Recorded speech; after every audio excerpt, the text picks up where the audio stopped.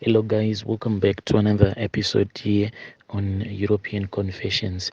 There is a message that I want to share with you guys, and this message it comes from a translation of a message that I received.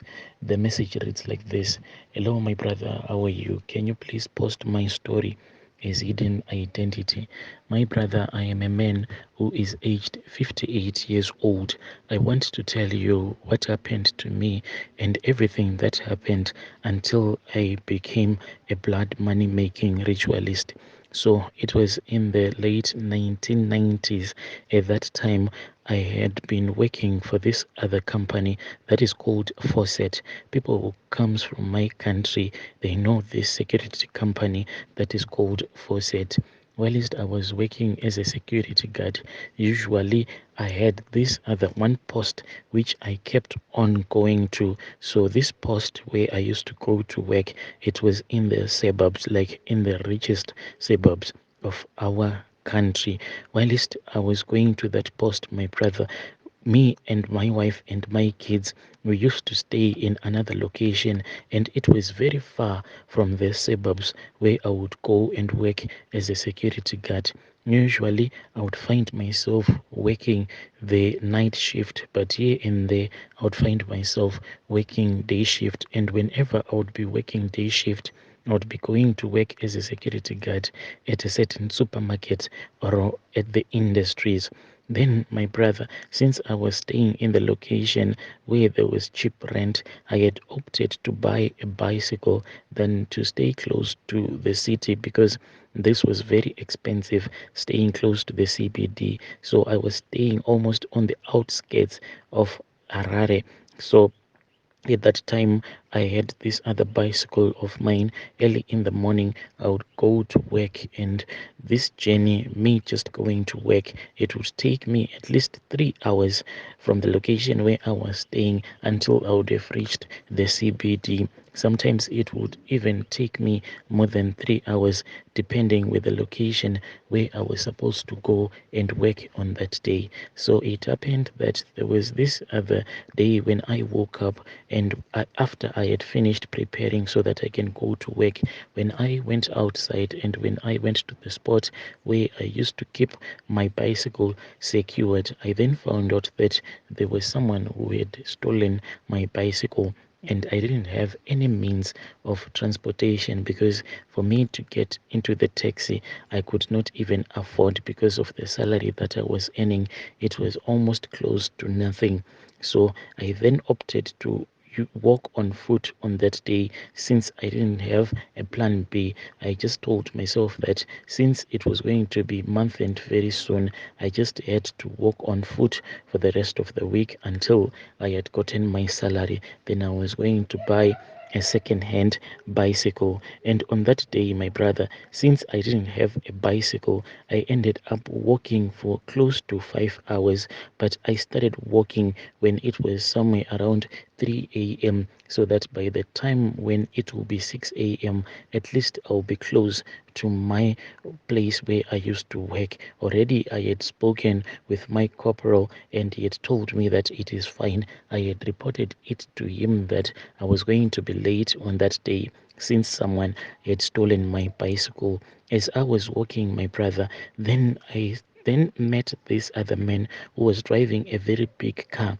So I just asked myself, what was this man doing in the location, knowing that it was very dangerous for wealthy people to be driving around, especially when it was still dark like that.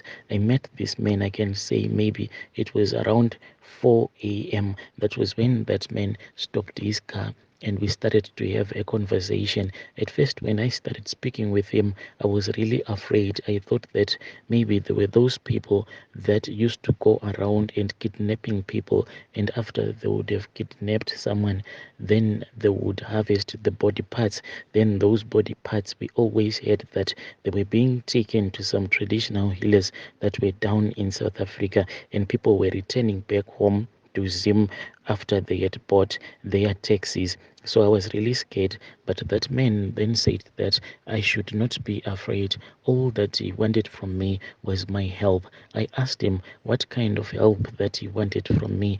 That was when he told me that he had came to his shop early in the morning and he had found out that his security guard was not on duty. So this is what the security guard used to do whenever everyone had knocked off from work. Instead of him guarding the premises, he would also go back home and he would return back early in the morning so that people won't notice that the premises there was no one that was watching over it. I then understood him. Then I got into his car. I was really brave because the car, it was quite a beautiful car. I should have been afraid, but I was really brave. After that, he drove the car and we went back to his shop. When we had arrived at his shop, he then went at the back of the shop and he came back and he said that he wanted to lift this other big bag, but he was unable to lift it. Therefore, he was going to open up the shop so that I can get inside and I will help him. He said that I was not able to get to the shop through the back door because at the back he had some big dogs that they used to release at night so that they can assist the security guard. He then opened the door of the shop and I went inside. Immediately, when I went into that grocery store, the first thing that I noticed is that there was a funny smell that was all over that grocery store. It was like this man, he had been burning some type of herbs, and maybe those herbs that he was burning were the ones that used to call the customers into his grocery store. So I just decided to mind my own business and I followed that man until we had reached the back of the shop. After that, he then showed me the bag. This bag, my brother, it was quite heavy and it was dripping with blood. The explanation that he gave me, he said that they had slaughtered a cow at his village, and on that night he had traveled all the way from the village, and when he had arrived in Harare, he then found out that at his shop there was a problem with the electricity. Therefore, he had loaded all of that meat into the bag. So he wanted to go and put it into the fridge at his house. It was unfortunate that his security guard had abandoned the post, so there was no one who could assist him to lift up the bag since it was quite heavy. So, my brother, I did all that I did without ever knowing if I assisted that man to lift up a human being, maybe that they had killed or anything.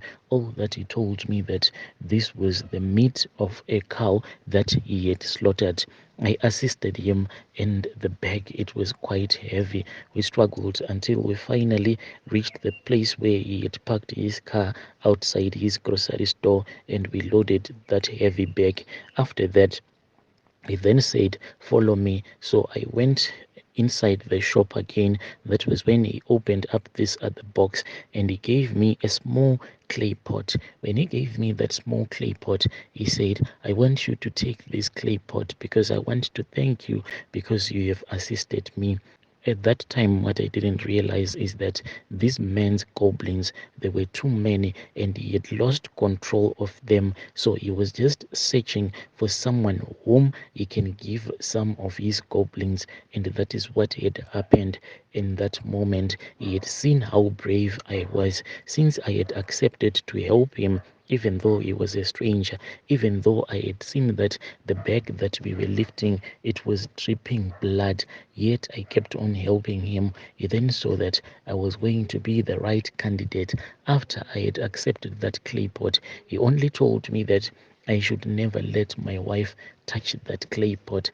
Under no circumstances was she supposed to touch that clay pot. He only said that if she does not touch this clay pot, then you are going to be very wealthy. You can even become more wealthy than I am. So, my brother, I took that clay pot and I loaded it into my backpack. He gave me some money. It was not quite a lot of money that he gave me. I was surprised when he said that there is no need for me to give you money because you are going to be very rich. So I took that clay pot and I went on my way. When I arrived at my workplace, my brother, when I opened my backpack. I then found out that that clay pot, it had gone missing. When I came back, the man who had bought my bicycle from the man who had stolen from me, that man, I found him crying whilst he was sitting just close to my door, because we used to rent a one bedroom house.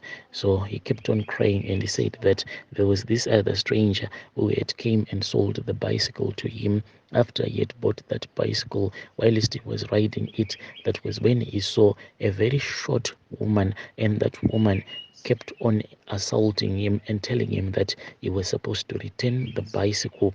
And when he asked that woman that was assaulting him where was he supposed to take this bicycle back, that woman then said that you just follow me and I am going to show you the owner of this bicycle that you are riding. So he kept on claiming that in front of me there was a woman that was standing just next to me. He was the only one who could see that short woman. So when he said all of those things, I immediately knew that the clay pot that I had been given by that stranger on that same morning, it was the one that had caused all of these things. So from there on, I kept it as a secret from my wife, because I didn't know how to explain it to her, since I had lost that clay pot.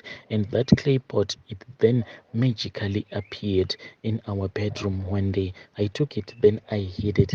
My wife, she was that type of a woman. When she cleans, like, you cannot hide anything. So I thought that I had hid my clay pot. Unfortunately, when she was doing her thorough cleaning, that was when she came across that clay pot.